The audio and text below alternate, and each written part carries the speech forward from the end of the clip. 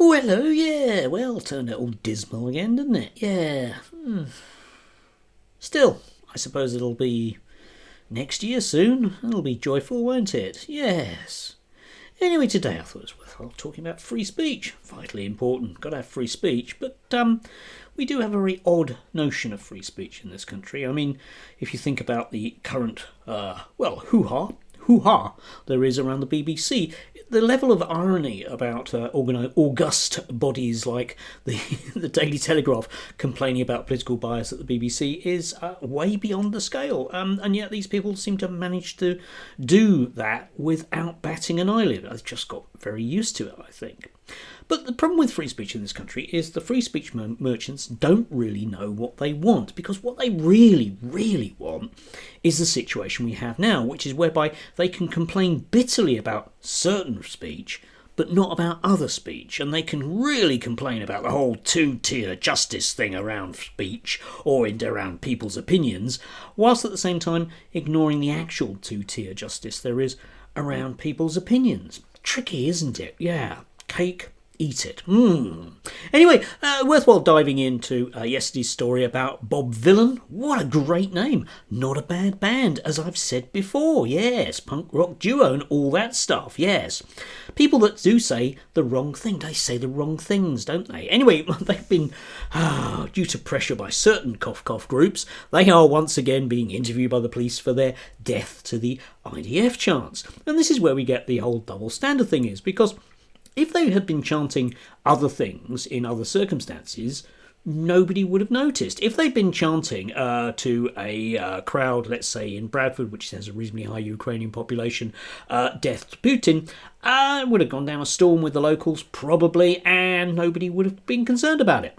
But we end up with the problem about, well, you can't say death to the IDF because it's anti-Semitic, even though the IDF don't represent all Jewish people, and representing all Jewish people as one is anti-Semitic. Oh, the problems there are with it, eh? Yes, problems. Come back to that notion in a bit.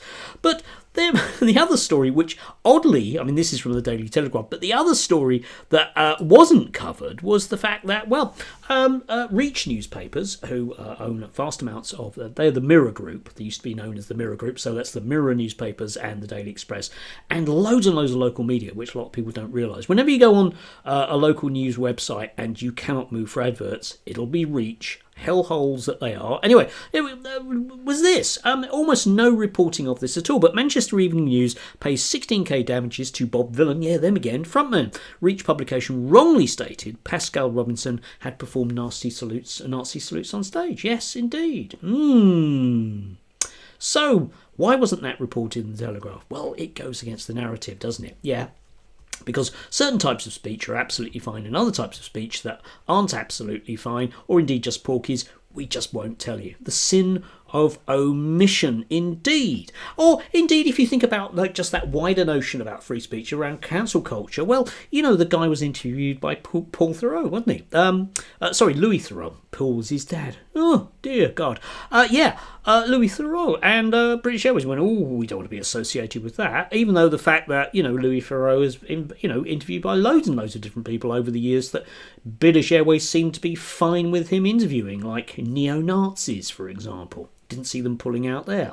Not suggesting that they are in favour of neo-Nazism, but you do notice the kind of double standards that we get here, in the sense that certain things are beyond the pale and other things aren't. Because, of course, we do have a hierarchy of, well, at least free speech, but certainly of racism, aren't we? Yeah?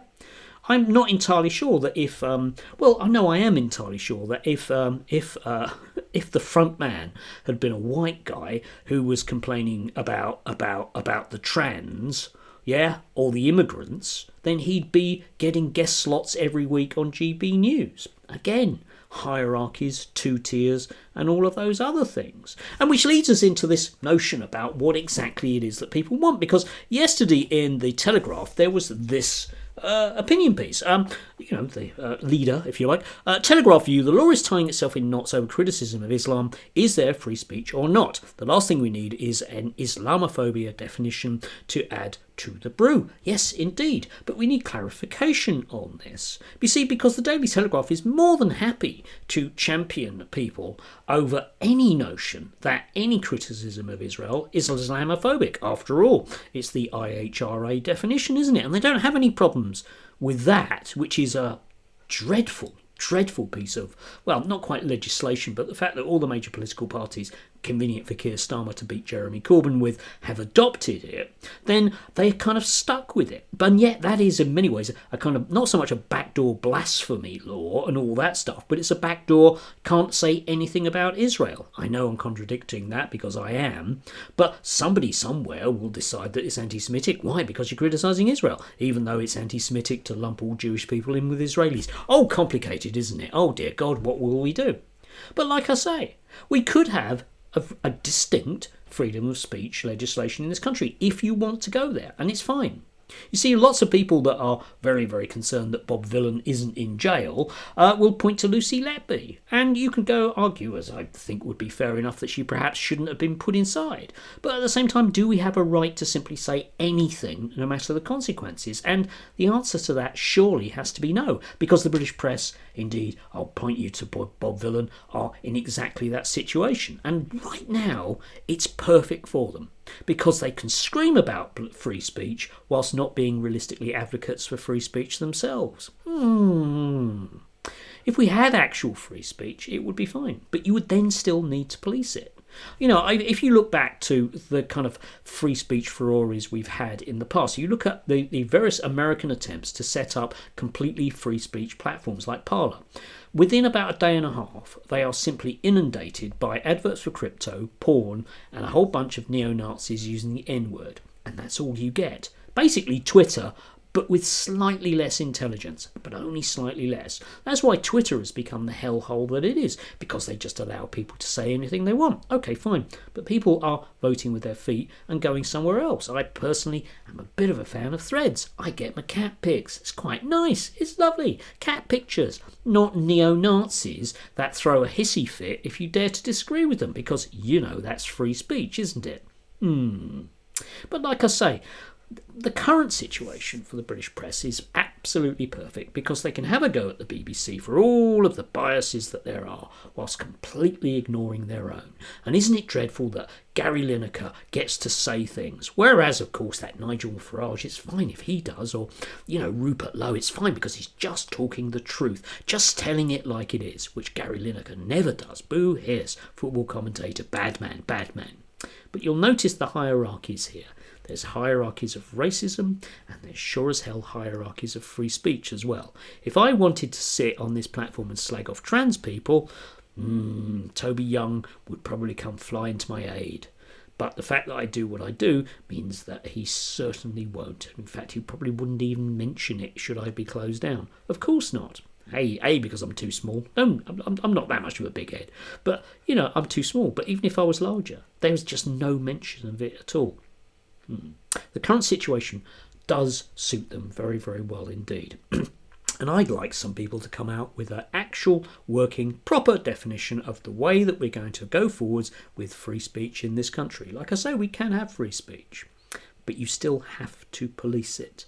That has to be it. And that would probably mean, therefore, us in this country deciding to, well, tackle the immortal power of various platforms like YouTube, like Twitter, like Facebook. And our government doesn't have the courage to do that. And by God, the right wing in this country, you just won't, because it suits them very, very well. Because we all know that when you're banging on about immigration, it's a very, very useful way of banging on about the Reform Party without necessarily mentioning them by name, which perhaps brings us all the way back to the IDF, yeah? Yeah, you can criticise what the IDF does, but you mustn't criticise Jewish people. And what we're going to do is decide that the two are interlinked. Boo hiss. Anyway, do have a lovely... good grief, it's so midweek, it's painful. Enjoy. Stay warm, stay dry, maybe get a cat. That would be my bet. That would be my bet for a happier winter. Get a cat, you know, something that occasionally will treat you with something less than indifference, because, let's face it, the British media are a lot more harsh than that. Enjoy.